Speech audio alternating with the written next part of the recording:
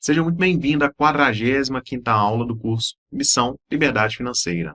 Sou o professor Tiago Campos e hoje, para concluirmos essa primeira semana relativa aos investimentos em renda variável, vamos falar sobre os investimentos em fundos imobiliários. Vamos à aula! E temos para hoje, então, vamos ver o que são os fundos imobiliários, quais são os grupos destes fundos, o que é o dividend yield, vantagens e desvantagens de se investir nesse tipo de ativo. O que é o índice IFIX? Bom, fundo imobiliário é uma espécie de condomínio de investidores que reúnem seus recursos para que sejam aplicados em conjuntos no mercado imobiliário. A dinâmica mais tradicional é que o dinheiro seja usado na construção ou na aquisição de imóveis, que depois sejam locados ou arrendados. Os ganhos obtidos com essas operações são divididos entre os participantes na proporção em que cada um aplicou. Esse primeiro parágrafo que a gente passou agora certamente fez absoluto sentido para você. É muito fácil de compreender que juntamos 10 investidores aqui, cada um entrou com uma determinada quantidade de dinheiro, e dessa forma a gente tem capacidade de construir um prédio, por exemplo, sendo que cada um individualmente não teria esse poder econômico para fazer a construção desse edifício. Absolutamente compreensível neste nível de funcionamento. Por que eu estou frisando isso? Daqui a pouquinho a gente vai ver outras opções de fundos que já entram naquela situação da renda fixa, de produtos que já é bagunçado, já não faz tanto sentido, não é tão lógico quanto isso que é absolutamente simples e funcional, e aí, por consequência, se aplica a mesma regra da renda fixa. Não são bons produtos, tá? Bom, nessa lógica dos fundos, as decisões sobre o que fazer com os recursos são tomadas pelo gestor do fundo. Precisam seguir objetivos e políticas que são pré-definidas no início, na construção daquele fundo. Os investimentos podem ser bem-sucedidos ou não, e isso determinará a valorização ou desvalorização das cotas. A soma dos recursos compõe o patrimônio que é dividido em cotas ou frações do fundo. Quem aplica, na verdade, está comprando cotas, assim como lá na renda fixa. Quando a gente fala em fundo, você compra uma cota, 2 cotas, 100 cotas. O cotista não pode exercer nenhum direito real sobre os empreendimentos do fundo, ao contrário do proprietário do imóvel de fato. Ao mesmo tempo, também não responde pessoalmente por obrigações relacionadas a eles. Então, de um lado, ele é amarrado, ele não pode tomar decisão, é o gestor que resolve, mas também ele não tem uma série de obrigações que o proprietário de fato tem. E essas obrigações é tarefa do administrador, ou a instituição financeira responsável pelo funcionamento e manutenção da carteira. Vamos lá, então. Agora entrando nos fundos, nos grupos de fundos. Os fundos de tijolo, tá? Também chamados de fundos de renda, são os que investem em ativos reais, ou seja, em imóveis de fato, imóvel palpável de verdade, você vai lá e põe a mão nele. Esses são os que costumam ganhar com os aluguéis, ou com a construção do edifício, conforme dito há pouco, né? Embora pareça uma categoria homogênea, as carteiras podem apresentar diferenças marcantes. Alguns aplicam em vários empreendimentos, em diferentes regiões, enquanto outros se concentram em um único imóvel, um shopping, por exemplo. Alguns se focam em determinados tipos de empreendimentos, como escritórios, prédios industriais, galpões, hotéis, shoppings e hospitais, escolas, entre diversas outras possibilidades. E há os que fazem um mix de tudo na carteira. Note que é interessante você saber disso antes de comprar um determinado fundo, para você saber o que está por trás dele. Cada fundo, quando você para olhar, tem lá o que compõe. Pode ser que é apenas um único galpão enorme, logístico, que é o centro de distribuição do Mercado Livre da Amazon, por exemplo. Pode ser que seja um fundo que tenha dezenas de shopping em todas as regiões do Brasil, lá dentro. Os fundos de papel, ou de recebíveis, né? Esses fundos compram títulos ligados ao mercado imobiliário, no lugar dos imóveis em si.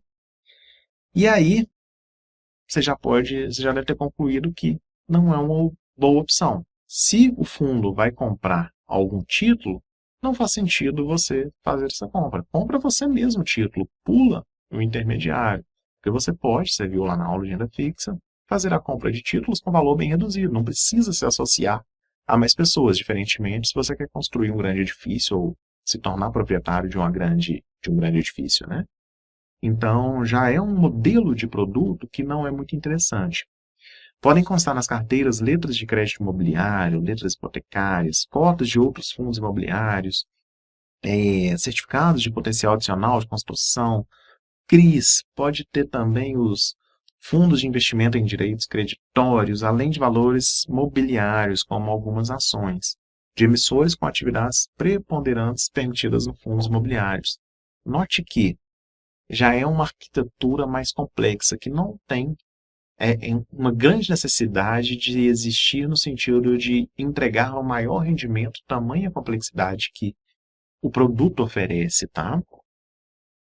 É exatamente para pegar pessoas com baixo conhecimento no sentido de investimento, oferece esse fundo que no final das contas vai entregar um rendimento, se bobear, inferior ao que a compra dos produtos separados entregariam em função das taxas de administração, das taxas de custódia ou das taxas de performance, caso tenha também.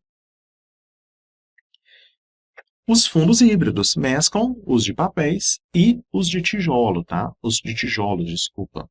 E aí, pode até ser que seja interessante, mas também não é um tipo de produto que agrada ao meu perfil e eu não recomendo que você tenha em sua carteira. Fundo imobiliário é muito bom, de tijolo. Ponto. Os outros dois eu estou te mostrando só para você saber que existe e saber conversar com um gerente de banco, com um assessor de investimento, quando for ofertar isso a você, no sentido de, tá bom, me convence por que isso é melhor do que um de tijolo. Certamente ele não vai conseguir. O que é o dividend yield, então, nos fundos imobiliários? É a taxa de retorno que um fundo imobiliário proporciona com as distribuições periódicas dos rendimentos. O cálculo é bastante simples, basta dividir o valor dos rendimentos pela cotação das cotas do fundo. Pode ser feito tanto na base mensal quanto anual, eventualmente semestral também. E aí, né, no caso de não ser mensal, soma-se todas as cotas recebidas naquele período e faz a divisão pelo valor total também. Um indicador importante para que o investidor possa, por exemplo, comparar os fundos em que está avaliando investir. Um fundo que tem um dividendo yield de 6% tem uma vantagem em relação ao de 5%, naturalmente. A conta também permite fazer uma avaliação comparativa com outros tipos de investimento, como ações que pagam dividendos ou até mesmo produtos de renda fixa. O que é importante aqui nessa questão da comparativa? Os dividendos passados, naturalmente, não quer dizer que serão os futuros. É um histórico, é um bom norte, mas a gente, ao contrário de, por exemplo, um título do Tesouro atrelado à inflação, ou um pré-fixado, que você tem exata certeza, em especial no pré-fixado, quanto você vai receber, o fundo imobiliário não te dá isso. Você olha para trás, tem uma noção de quanto ele paga, mas não pode cravar em pedra que isso será repetido, tá? O que temos de vantagens e desvantagens? Uma das vantagens, em especial, vejo isso como vantagem, no de tijolo, que é o que realmente é bom. Você conta com a gestão de um profissional especializado, em especial quando a gente fala da construção. Eu não sou engenheiro civil, a menos que você seja ou conheça algum da sua confiança que vá conduzir uma obra, que é algo sofisticado, complexo, exige uma logística terrível, mão de obra especializada. Não é o nosso know-how, a gente vai perder dinheiro se a gente for fazer. Um fundo de tijolo voltado à construção de alguma coisa, vai contar com uma gestão profissional. Pelo menos a gente espera que conte com essa gestão profissional. Vai contar com a empreiteira qualificada, que vai conseguir construir aquele determinado edifício comprando produtos no atacado, insumos no atacado, pagando menos, vai ter uma mão de obra mais barata, porque contrata também um grande volume, por aí vai. Então, ter uma gestão profissional é um grande benefício. Né? Concluindo aqui a primeira parte, né? Para um pequeno investidor fazer isso por conta própria pode ser penoso ou até mesmo impossível. No caso, no exemplo prático aqui de construir alguma coisa, para mim é impossível, eu não sei fazer. E eu, nessa altura do campeonato, não vou me dedicar a aprender a fazer um prédio, né? Por outro lado, investidores que já conheçam o mercado não têm a possibilidade de interferir nas decisões ou escolher os ativos negociados, porque este é o papel do gestor. A função é dele, por mais que você queira participar, pode ser que não seja possível. Note que o ponto principal aqui é ter o conhecimento. Existem pessoas que fazem fundos imobiliários privados no seguinte sentido. Eu sou engenheiro civil, eu tenho know-how com obra, minha profissão é essa, construir prédio, entregar prédio. Só que construir um prédio custa muito caro, eu não tenho esse dinheiro. Eu chamo você, chamo mais uns outros 3, 4 amigos aqui, juntos nós temos o dinheiro para construir esse prédio, e eu tenho know-how. Ótimo, aí dá para fazer. Essa é a lógica de um bom fundo imobiliário. Juntamos o dinheiro de todo mundo, fazemos a obra, vendemos todas as unidades, né? Considerando um prédio aí residencial, vendemos todas as unidades habitacionais ali. Obra costuma ter uma margem de lucro legal, oferimos esse dinheiro final, dividimos para todo mundo no projeto de 2, 3, 5 anos, a depender do tamanho da obra, e o retorno volta para o bolso do investidor. Excelente produto, quando nesta modalidade, tá? E aí o ponto principal, né, do gestor é esse, é ter um know-how de tocar uma coisa que é bem nichada de fato. Os fundos imobiliários permitem que mesmo pessoas com pouco dinheiro para investir tenham acesso ao mercado imobiliário. É possível comprar cotas na Bolsa de Valores tão baixo quanto R$ 100. Já o preço de um imóvel, né, facilmente vai chegar a centenas de milhares de reais. Além disso, o investimento em fundos é fracionável. Caso precise do dinheiro que aplicou, o investidor pode vender apenas parte das cotas, e não o imóvel inteiro, como seria o caso se investisse no mercado real ali, né, de cimento e tijolo. Colocou R$ 100 num fundo, ou colocou 100 mil no apartamento. Se você precisar apenas de R$ 20 mil, você não tem como vender um quarto do seu apartamento, né? Uma cozinha do seu apartamento. Você vai ter que desfazer ele inteiro. Ao passo que, se está ali no fundo imobiliário, você vende só as cotas que representam os R$ 20 mil que você precisa e está resolvido o problema. Outra vantagem é que o investidor de fundos não precisa se preocupar com certidões, escrituras, toda essa parte burocrática que vem atrelada, né, à aquisição e venda de imóveis de verdade, digamos assim, entre aspas. E, por fim, os custos da administração dos imóveis, do fundo, são diluídos entre todos os cotistas, na proporção da participação. Então, claro, esse gestor tem um custo e aquilo ali tudo se dilui entre os participantes. Tudo na vida tem uma referência, tem um benchmarking, né? Vimos lá os benchmarkings da renda fixa, né? Um CDI especial. Aqui para o fundo imobiliário é o IFIX, tá? Ele foi criado exatamente para acompanhar o desempenho dos fundos imobiliários. O IFIX é um índice composto por cotas de fundos negociados no mercado de bolsa e de balcão organizados da B3. O IFIX ele reflete tanto as variações no preço dos fundos incluídos no índice, como também o impacto da distribuição de rendimentos por parte das carteiras.